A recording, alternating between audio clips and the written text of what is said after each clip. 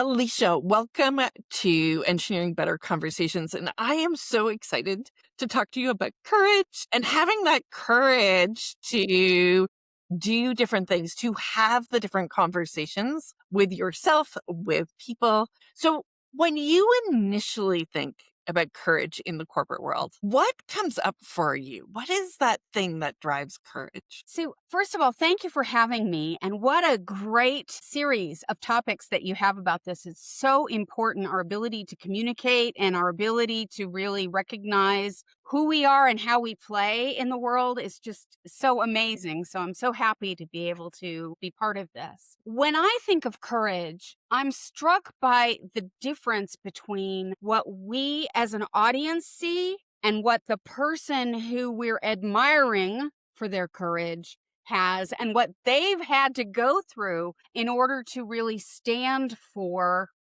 and in their authenticity. Right. So, I mean, we may look at the CEO leader who gets up in front of the corporation and gives these motivational speeches or gives these really, amazing speeches. And you think, wow, that person is so brave. But what you don't see is maybe they have had to overcome stage fright, or maybe they still have stage fright, but they've found a way to push themselves through. Maybe they aren't as certain about the path that they've chosen, but they've chosen it and they're going forward and they've been able to throw all in, even in the face of uncertainty. Yeah.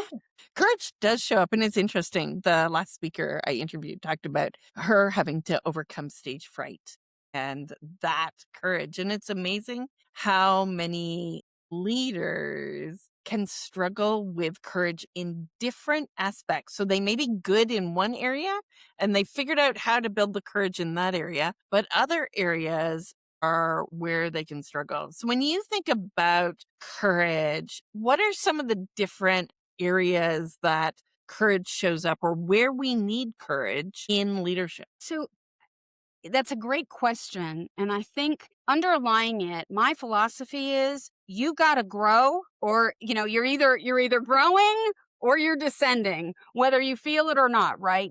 Staying steady in your actions, in your attitudes, and how you look at things, in the tools that you have in your toolbox. Staying is on a slow decline, or maybe fast decline, depending on how disruptive the industry is at the moment. So fundamentally, I think that we all have to have the courage to grow. You have to have the courage to challenge your assumptions. You have to have the courage to step out and make decisions, even in uncertainty, even when you don't know the answer. And I think in particular, the more successful people become, in some ways, the harder it is to grow, because you've built your comfort on your competence. And at the time that you were building it, it may have stretched and challenged you, but that's, in the rear view. It's a little bit like math, right? I don't know what 2 + 2 is, but once I figure it out, once I've seen it, okay, I've got it. Now I've got it. But that doesn't mean I can do multiplication right away, or division, or long division, or, everywhere you go. So you build on, you forget that you were struggling before. True. Oh my gosh. Like piano. I love piano playing. So I don't play the piano, but I had my sons learn how to play, because when you first try the piece, it's hard, and it takes some practice to get there, and it takes some steady practice to get there. And once you get there, you get the piece, and then you can do more and more complicated pieces, or longer, or whatever. But it's the process of failing and continuing to press forward, learning the lessons, figuring out how to make it better, and moving from there, right? And building on your skills. And I think as we get older, and I think this is one of the things you said, right? We forgot our ability to fail and still get up, right? Like I think of my personal trainer right at the moment. He has a child who is just coming on 1 years old, right? And they are so experimental. Like they will try everything. Courage is not an issue for a 1-year-old. It's like, okay, I fell down, I get up again, right? Oh, there's a light socket. I'm going to stick my finger in and see what happens, right? They are so open to experiment. But as we grow in life, right, we get like feedback that you shouldn't do that. We get told no so frequently. We get all this stuff that kind of hinders our ability to have courage. We And get so self-conscious. We exactly, we get become very self. self-conscious and very protective about how we think others perceive us or how they might judge us Yeah. or, you know, and our ego about Mhm. not wanting to fail and our self-identity about, well, if I'm a leader, I have to have all the answers and I have to know what's right and I have to know all of these things. And the reality is, you don't know and things Yeah. can change and all the rest of it. But the thing that is such a dichotomy is that people don't follow perfection, the perfect. They follow people who understand them and like them, resonate with them, can talk with them, can communicate with them, can include them, right? Yes. So Yeah. it's about the tribe. Well, Yeah. and I also think we follow people who are willing to take risks and have courage that we don't have. Do you know, like, there's this thing where it's like, oh my God, that's amazing. I wish I had the courage to do that. And we admire it Yeah. in people. Well, and there's a saying that life rewards those that are on the field, not the Hmm. ones in the bleacher. So you've Yeah. got to get in the game. You got Yeah. to get in the game and take the risks and make the plays and, get muddied and bloodied or whatever it is on the field. And that's when you get rewarded. That's when you score. So, Mhm. you have to kind of be willing to have that, be willing to take those risks. When I think about it in the conversational, for a lot of people, if they're in a meeting or in a group meeting, they don't speak up. They think a lot of things, but they don't speak up. Yes. Yes. And if you don't speak up, you can't be heard. Very true. There Very are true. there are ways that you can there there are things that you can do to make how you speak up more effective, more able to be heard, but fundamentally you have to, I believe that if you don't step into your voice, you'll never be heard. And I think that is just, it's a downward spiral because the less that you talk, the harder it is to take that step to talk. So Yes. speaking So up is a practice and a So risk. I want to share a funny story from when I was really early in my career. I work mainly with men. You work mainly with men, but in the chemical plant world, sometimes the engineers can have a really kind of crazy sense of humor. And so we would have this meeting that would happen at 9 o'clock in the morning. And I had this privilege of working with some really brilliant, brilliant guys, but they were also a little bit odd and a little bit sometimes big bang in nature. But one of the things they would do is they would describe a problem and then tell their solution to the problem. And it was, how well can I convince you that this idea is great, even though it was complete and total baloney? And so they would wait to see who would actually fall for whatever the story is, the idea, because they were really skilled at making these ideas sound credible, sound really important. And then somebody would call Bushwhack. And so it would be this joke. But what was great about that, and some people would sit there and go, okay, these guys are a bunch of idiots, and why are we doing this? But the thing that it did, if you were willing to play the game, it gave you the courage to throw out ideas that were crazy, that were not out of the norm. And because everybody knew it was kind of this game that was played, you didn't take offense. Like, there wasn't a risk. The risk was actually not throwing out the crazy ideas. And I loved that. When I think back on it, it was one of the best skills I learned, was this stupid So, you know what? I love that because in the framing of a game, yeah. the risks are lower and you're able, if somebody calls bushwhack on you, you're Yeah. able not to take it personally because it's a game. And so that perspective, I think, is something that if we can carry into our daily existence and in our workplace or whatever, it's when people need to learn how to express their criticisms or skepticism or no disbelief or whatever in a way that isn't so personalized. Hmm. It's not an attack on you, it's an attack on the idea. And and just because there may be an attack on an idea does not mean that it's against you, or even that the fact that you have this idea is bad, because when you are brainstorming or thinking of things, sometimes it's the wildest stuff that not doesn't even really apply, that will spark the idea for somebody else for something that will. And so it's the contribution into the whole that brings the thing forward. And if you can create a culture that encourages that kind of participation, people are more engaged, people form stronger bonds, because through that experience we connect Yeah. with each other, we come Yeah. to understand each other, and we all get better um Yes. Yeah. together. Yeah. Yeah, I as you say that, I think of Pixar, and I can't remember what they call it right at the moment, but they've got this process in the movie where the person who's responsible for the project of moving the movie along, right, goes to this room, and the most knowledgeable of the knowledgeable, and all as they do is throw, this is why this doesn't work, this is why Yeah, this doesn't, they pick and it apart. all of, Yeah. right, these different ideas at them, and then is it the brain trust? Is that the way they call it? I Yes. think Yes. the brain trust, right? And so they throw all of these ideas at, and then the person who's like responsible for that movie, your job is to pick and choose which ideas you're going to take and which you're going to leave on the cutting room floor and go do it. And it's part of the reason those movies are so good Yeah.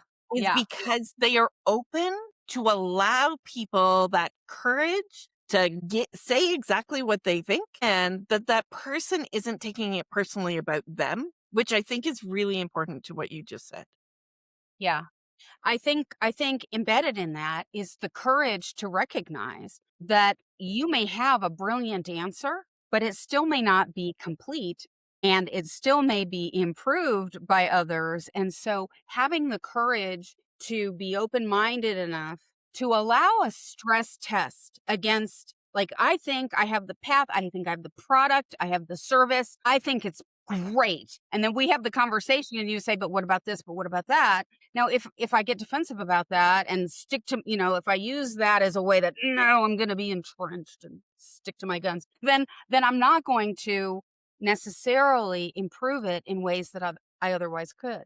And whether I take your advice or don't, whether I think it's relevant or not, at least I know that someone may have the same response that you did about what Right. is missing or what isn't. And I can Yeah. make a choice about whether I want to expand the parameters of maybe my product to incorporate that or not. But maybe I need that as an add-on. Maybe that's an additional or a complementary product that I can offer. I mean, all of this comes out of the courage to be able to allow other people the room to be creative and to help you, and to course correct where necessary. So, you've got to make the decision, the courage to make the decision, and you're on the path. You're not going to get diverted from the path for everything. But how do you create something that allows for this other input, not to derail you, but to either move you forward, or as a parking lot that you can come back and revisit because it's all valuable input? It is valuable input, right? To receive that and create that space. The one thing, though, that I said that I heard you say is, as a leader, even though you're getting all this input and you're creating space for this input, is you still need to make a decision. I think the thing that drives most people nuts is leaders who get stuck in indecision. There Yes. is nothing more annoying than Yes. like running a Yes. project, running something, and the leaders, I'll get back to that, or let me think on it. And then they just stay stuck in indecision. So It how do stalls you it develop? stalls everything.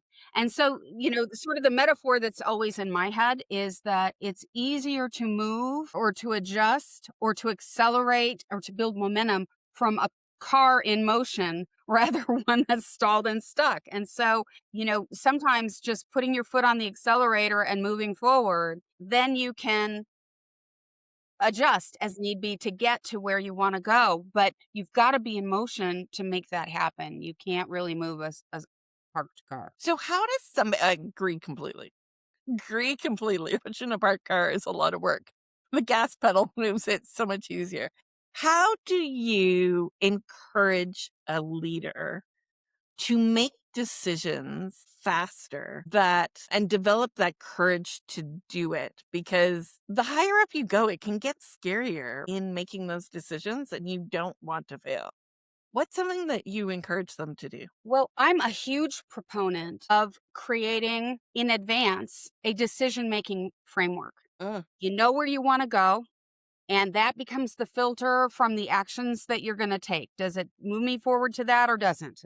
If it doesn't, then it goes off into a parking lot, but I'm going to focus on that North Star that I want to go, or my destination, however you want to think about it. But if you have a decision making framework set in advance, you can assign values to how important is it? So is this going to get me there faster and that's what I want? Is it going to be lasting so it's something that I can duplicate? If you can assign, you can think in advance about the traits that you want in your decision. You can mhm, assign values to them. Put your decisions all through that matrix that you've created. Three things happen. One is over time, you can see, did it work? Didn't it work?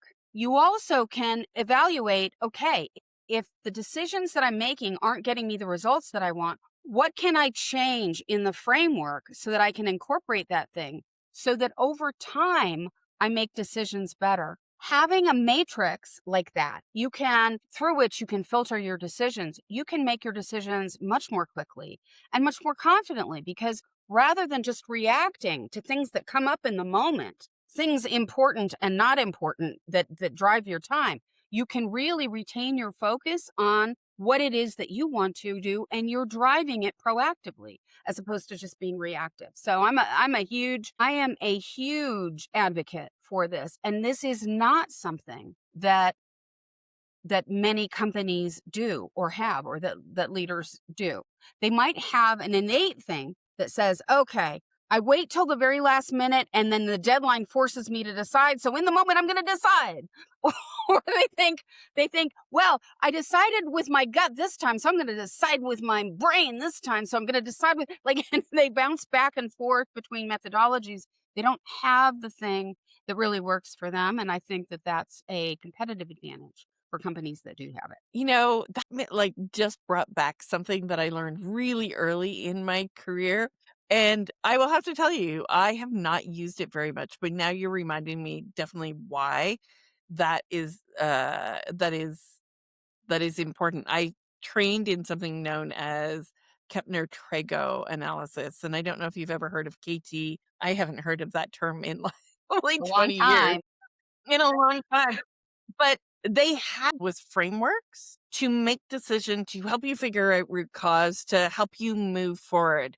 And they had a really good tool that was a decision analysis tool that helped you do that. And I think you're right. A lot of organizations, I rarely see an organization use a decision matrix tool. Now, interestingly enough, I'm helping a company with procurement, and we do have a decision making tool that we use in deciding every part and every piece. Is it commercially correct? But often we don't decide that on our strategic plan, on our should we do this project? Shouldn't we do this project? Should we make this decision around people, those different things? We don't put those plans in place. And so I would agree that that is a massively valued and underutilized tool. Yeah. Yeah. So that's, And it helps you set a baseline. yeah, If your organization is making great decisions and it's moving forward, it helps you normalize why, right? It helps you understand that and it helps, kind of anchor that in. If you're not getting the results that you want or what, it gives you a baseline from which you can say, well, how can I get better at this skill, the decision making skill in the moment? It's not just about the decision, it's about the yeah, muscle memory about it. Yeah. yeah, yeah, So, yeah. I love yeah. that. One of the other areas of courage that you like to talk about is risk and have the courage to take risks and get better at taking risks and know which risks to take. Tell me more about risk. Well, look, again, life rewards what's on the field when you're playing. I mean, things are not going to go perfectly. You can have a perfect plan, the perfect team, and life will throw something at you. There'll be some disruption that's beyond your control. Global economics, the supply chain, the tariffs, whatever it is. Rosanna used to say, there's always going to be something. There's always going to be something that comes up. And I guess was it Rumsfeld's matrix? There's the known, the known Oh, knowns and yeah. the unknown unknowns and, all of this stuff. The point is that you can plan for the things that you can plan for, and that's great. But in the doing and in the exercise of it, things are going to change. And Yes. so being able to know when to persist and stay the course, but yet how to be flexible when things are different to keep you going to where you want to be. I think there are very few things that are fatal, Gotcha. Yeah. risks, right? Yeah. Yeah. And Right. in the business context, Mhm. there are things that can be really damaging and can really put you in a hole, but very few things are ultimately fatal. So if you Yes. know that, then the question is, how do you manage the risk such that it can fall within acceptable parameters and then just go? The biggest risk is when you take none. That is true. The do nothing risk, which people I don't think realize is a risk. Yeah. It's a big risk to do nothing and ignore. And particularly if you're successful in the moment, it's easy to kind of think that that's going to last forever. It's not. The world is moving on even as you aren't. So, I mean, it's kind of a gross saying, but in the Silicon Valley, a lot of companies say, well, you need to eat your own lunch. You Oh, need to, you need to be yeah. able and willing to recognize that you're having success right now, but what's the next step?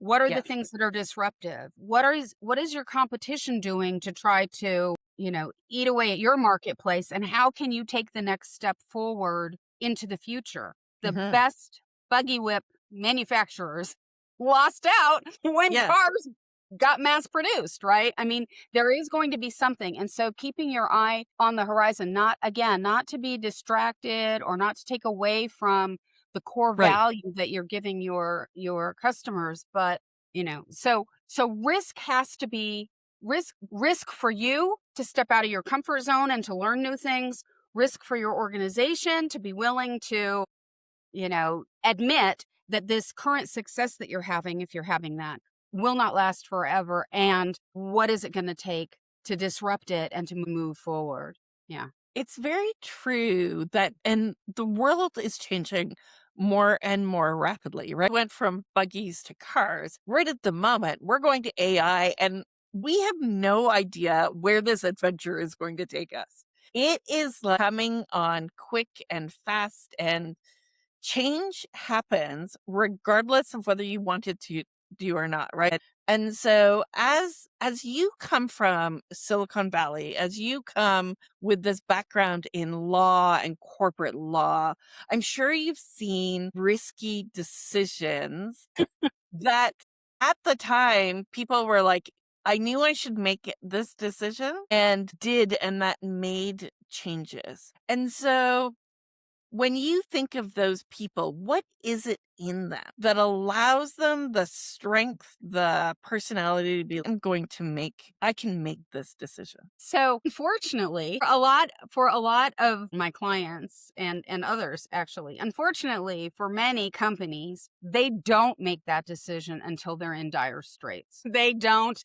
proactively go forward and do that because it's so hard. It goes against so much and it requires a level of certitude that flies in the face. Again, if you have something that's working right now, it's really hard to credit the disruption that could be out there or the other thing.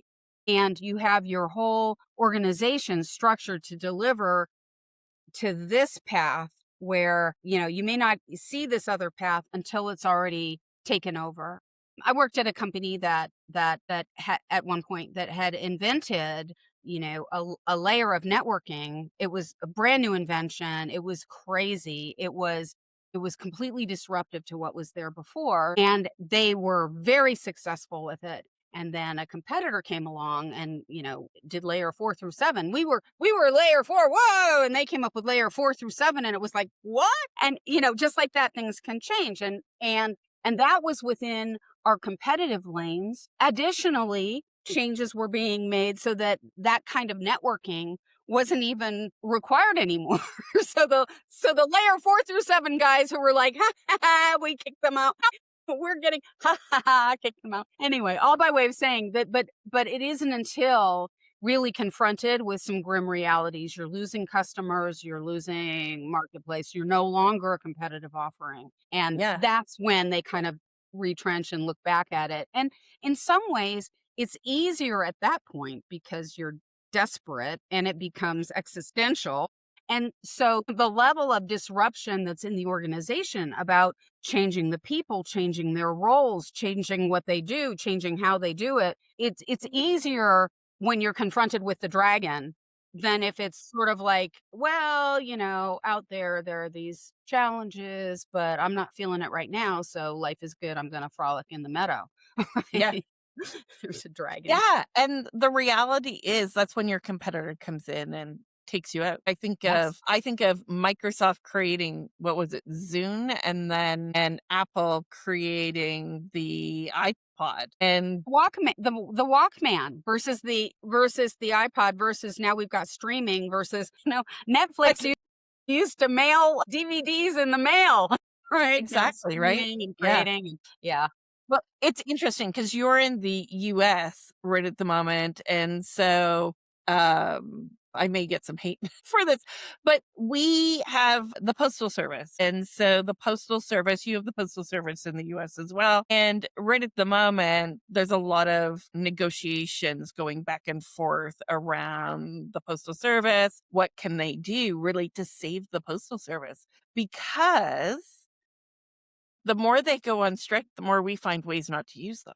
And it creates these really interesting things about, and I'm curious to see how long like regular mail will still exist for, right? Like it used to be a guy on a horse and a pony that would ride across with a stagecoach and that would be the mail. It's moved to really advanced. You now have Amazon and all of those people drop shipping. It wouldn't surprise me that there'll be a period of time where everything's delivered to us by droids or drones, Please. Yeah. right? It would drone shipping and stuff to that effect. And so as companies, as leadership starts to realize that there are certain things that are changing the way their business runs. Think about Blockbuster had the opportunity to buy Netflix and turned it down. Blockbuster no longer exists and they could have been in the streaming industry. And it starts to make changes in people's jobs, people's careers, and so when leaders don't take risk, they often miss out on those decisions. And like you said, they wait until the fire dragon is in their face before they often do it. And then what happens is there's a good potential that their business no longer exists. Yeah. So I would add something on that about having the courage of your convictions, because there's a difference between your convictions and your ultimate North Star and the path that you're on in the moment. And I think one of the things that happens are leaders want everyone to like them. Like, leaders want everyone often. But the good leaders want the people who buy into their vision and are excited by their vision, which by definition means they're going to be people that don't like you, that are turned off to you, that will choose no. And having the courage to let others choose no so that you can clear out the clutter and attract those employees, partners, customers that really buy into and understand what you have. And when you have the courage, that level of courage of your convictions about what you stand for, you can attract the other people. And if you can communicate really clearly about your message, which is very clear, from your decision, which is very clear, when you have that level of clarity, then you Mhm. can really accelerate getting the results that you want. You can't be everything to everyone all the time. And Right. using your Netflix example, they started out by with one delivery system, which was the DVDs by mail, Yes, postal mail, right? exactly. And then recognized that streaming was more the way to go, and then recognized that you need to have content for streaming. So now they're doing their content thing, right? So it evolves around delivering content to their customers in a way that is easy and gives their customers choice, right? I mean, I don't know what their official mission statement is, but that's sort of where it is. And I think that having the courage of your conviction that I'm going to be able to deliver this, the courage to say, this is an antiquated methodology. I'm going to jump on something new, even if it means completely changing what the offering is and moving people over, and then continuing to have that vision. I really think that that is critical. Well, and it's interesting, like, I think Netflix is a really great example of a company that started, as you said, as DVD, but now they're not even just changing how we get access to old movies that are produced by someone else. They've changed the way even shows are created and lengths of episodes and the number of episodes in shows. And it's really fascinating to watch how they are really changing the dynamics. And not only did they change the dynamics of movies, but even TV. You used to have a TV and it gave you all the channels and then you would go get your DVD and play it. But now you've got like Paramount and you've got Sony and you've got all of the different subscription models that you can be a part of. It's all segregated, but they've all become like their own owners and producers of movies, TV shows, those Yeah. types of things, But we're which seeing consolidation in that as well. So, yeah, right, there's the horizontal model of the disparate things that are offered, and then there's the right. vertical, like, I'm gonna own everything from what's showing up on broadcast media to the studio companies to Mhm. the streaming kind of things to the and my partnerships with these others and the licensing deals, and right, it is a little bit of a wild west out there. My belief is, if the arc of history is correct, my belief is there's going to be this fragmentation while everybody has their piece, and then there'll be a bunch of consolidations where they all go vertical, and then the vertical will compete with the vertical, and then they'll spin off these little, the little ones, the disruptors will try their own thing, and then out it will go. It is a big wheel, and I think, part of coming back to sort of the courage of being able to look at the trends and decide what appeals or what doesn't, because a lot of it is in industry is cyclical, Yes. Yes. so kind of where do you fall with it? Where can you really offer value?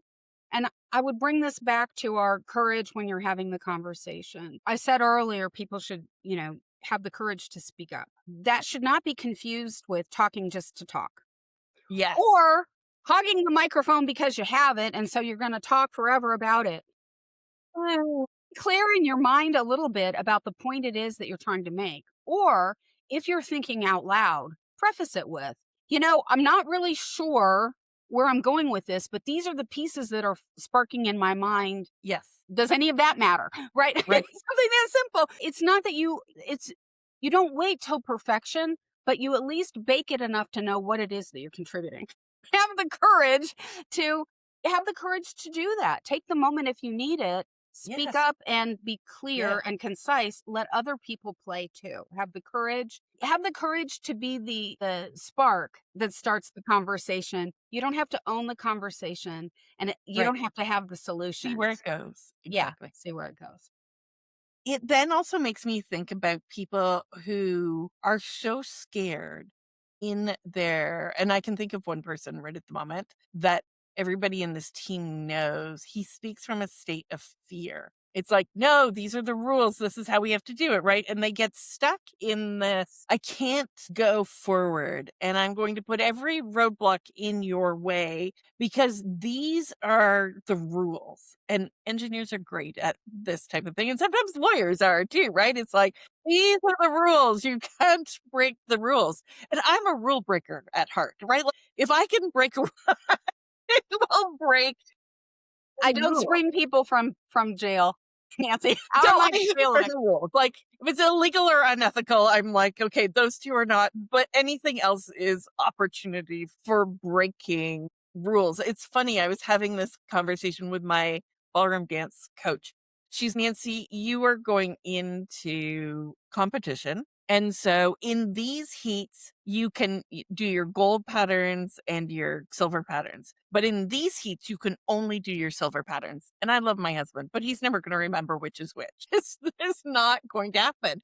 And what happens if well, in theory, you don't count in those heats. I'm like, that's just ridiculous. And she goes, I know. So then we were trying to figure out in the judges who are going to be judging it, who are the rule followers and who are the rule breakers of the judges, because they'll end up making the decision, right? But there are times in our corporate world where we put these rules in place that hold people back, I think, from having the courage to be creative.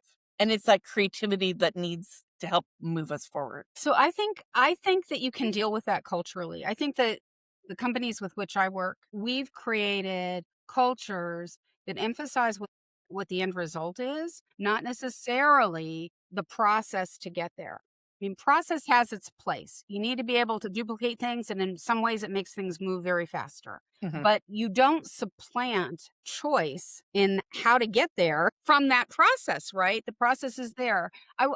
This is what I would say. There was a study that was done of little kids, a Pennsylvania study, forget the name of it, but basically what they were looking at is how free they are to kind of create or to break the rules, maybe, right? Yes. So there was when they had recess and there was no fence, the kids played around the schoolhouse, right? They played there when there was no fence. When they put in a fence, even one that was pretty far away from the schoolhouse, they put in that fence and immediately the kids were out.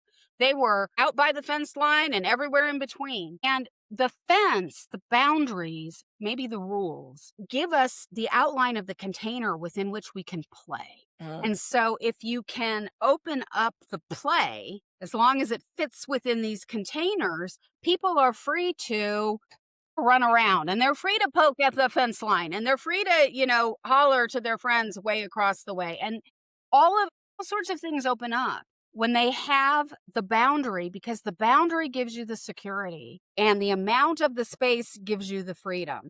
I love that. And it makes me think of work that I know 3M does, and I believe Google does, where they give a portion of time to their employees and a portion of budget for them to be creative and work on their own thing. Yeah. And I think that helps people build courage when they can explore, as you said, within the safety margins of the boundaries to be like, okay, let's expand that.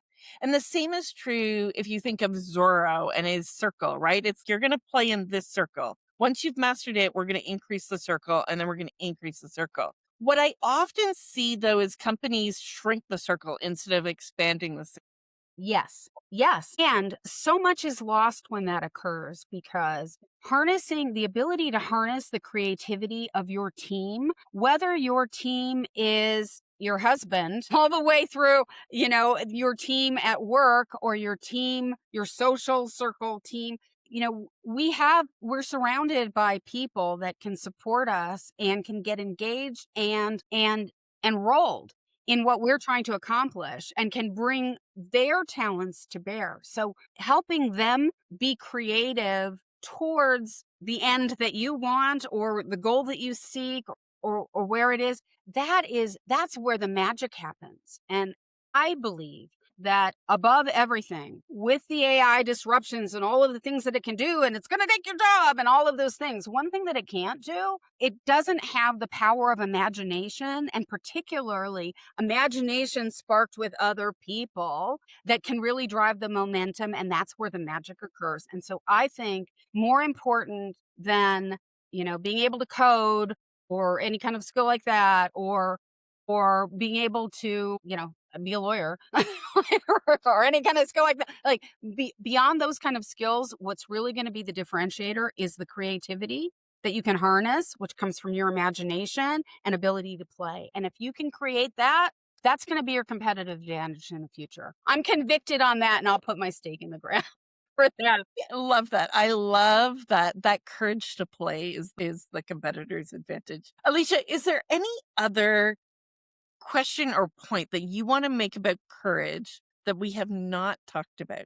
I guess I would reemphasize the courage to make to make the decisions and to make mistakes. We so often, that is one of the things that we're so fearful about, and the whole reputational damage and what will they think of me, and all of the things that kind of surround mistakes and how we perceive them. I would say that if we could get over that, we can go back to the 1-year-old that you were talking about who wants to learn to walk and will not be deterred by it. They don't care if they fall over sideways. They might be a little startled when they fall on their bum. They might wonder where, like their feet can't work or hold all of the troubles and the things, and how silly it is and how often we laugh at them because it's so cute. Our Courage laughing them. and Like, do it. You can do it, right? yeah, Like, exactly. Right, exactly. So the laughter that we have is with an acknowledgement and love for what they're doing, and the recognition that we know that they will get there. We know that they will get there. And that certainty and that support, exactly. If we can create that, if we can remember that that's who we are, who we collectively are. And if we can give that to each other, embed that in each other, just imagine what we can accomplish. It's crazy. I love that. I love that. So I want to thank you all for listening to this episode and my conversation with Alicia. Let me introduce you so that you can actually follow her, get to know her more, or if you want to bring her into your company to talk about courage, here's a little bit of her background, and it is incredible. So Alicia is a coach, speaker, best-selling author, and CEO of Strategic Impact Solutions with degrees and certifications from Stanford, UCLA School of Law, Berkeley Haas School of Business, and NACD, among others. Alicia has both the credentials and proven experience helping hundreds of people, teams, and companies set strategic goals and achieve success. Known for her unique approach of blending creativity with practical solutions, she was named Top Executive Success Coach of 2025 by Insider Weekly. Alicia offers curated one-on-one and group coaching to select CEOs, entrepreneurial leaders, and teams to amplify their performance and accelerate their results. And here's the thing. So often you will find executive coaches who come from companies like consulting firms like McKinsey and Deloitte and all of those others. Alicia and I are not those people. We are people who have the battle scores of being out there in industry day in, day out, solving problems, working with it in our, between the two of us, we're over 60 years of experience here. It's kind of scary. But you're not going to get somebody who's just going to give you advice from theory and logic. You are going to get somebody, when you work with Alicia, who has the experience, who has that in the industry doing the work as a lawyer, helping businesses explode. And so I really encourage you. So Alicia, if somebody wanted to have a connection with you, what is the best way for them to connect to you? I think go to my website, aliciajmoore.com, and book a call with me. can have a little chat about what's up with you, what you're doing, what your challenges are, and see where it goes. I kind of ended my career. By the time I ended my career, I'd moved out of just the legal area into the business thing and took on a number of different functional titles along the way. I kind of became a corporate Swiss Army knife for getting things. So if there's a tool that you need, we can figure out what it is and we can figure out how to get it there. And I would love to hear about what you're up to. Yeah. Thank you. I love that you're a corporate Swiss Army.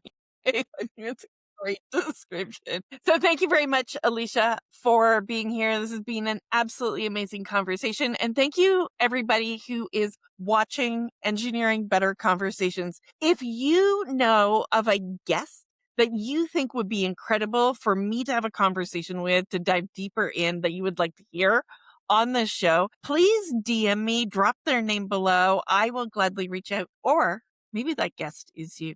Cheers and have a great day.